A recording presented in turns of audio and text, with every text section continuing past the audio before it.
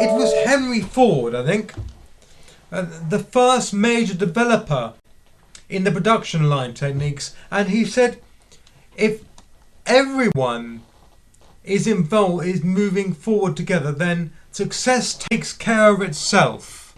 I'm not entirely sure, but this is very true in essence when he started to revolutionise the commercial world in his promotion of the Ford motor car. Postmodernism changed all that.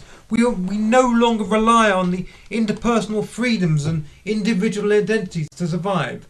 Commercialism has separated our goals into compartmentalised communities, and tribalism has taken root through the immigration policies of the 21st century, together with introverted extended families creating a lack for which we fought. Today we all work for our survival and have so little time for personal development anymore. Philip Zimbardo says that there is very little communication between our souls and our everyday lives, resulting in extreme disassociation effects between personality and the individual, particularly so today.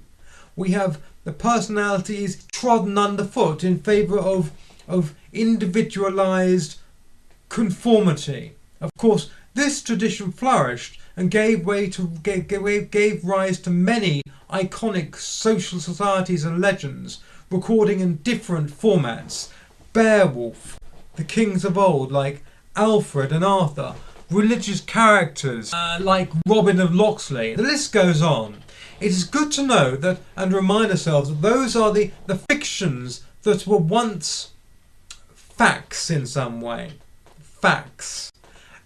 And the more the bards, soothsayers and clergy perpetuated those tales, the more they came alive and part of different national identities today.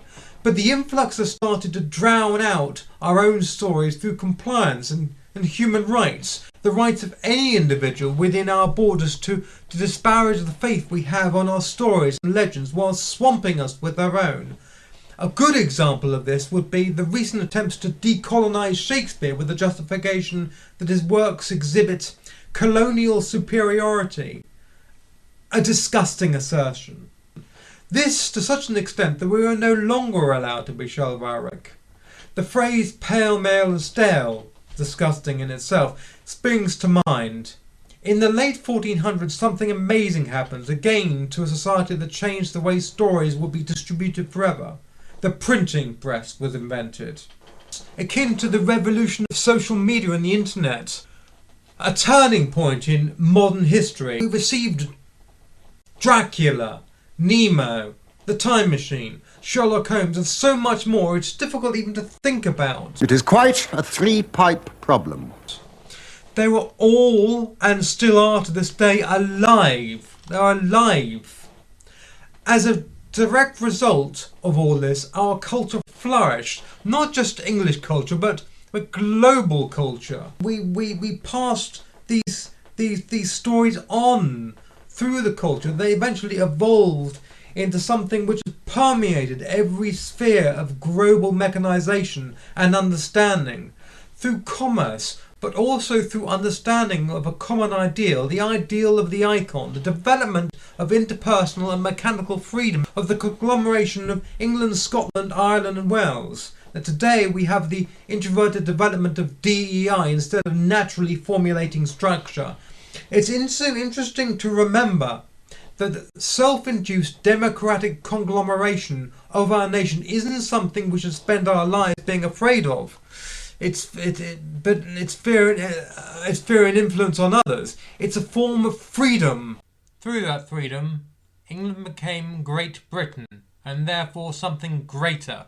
An immortal council of kings. I have to push the Pramala. I refer not to an individual ruler, but to a conglomeration of monarchs that make up the illuminated imagination, not of a nation state, but of a conglomeration of countries. The Council of Kings which belongs to us all. The king is us. The immortal Council of Kings. Idealism is a wonderful thing. All you really need is someone rational to put it to proper use. Which we don't have today. Give us a good clicking. zvakanaka.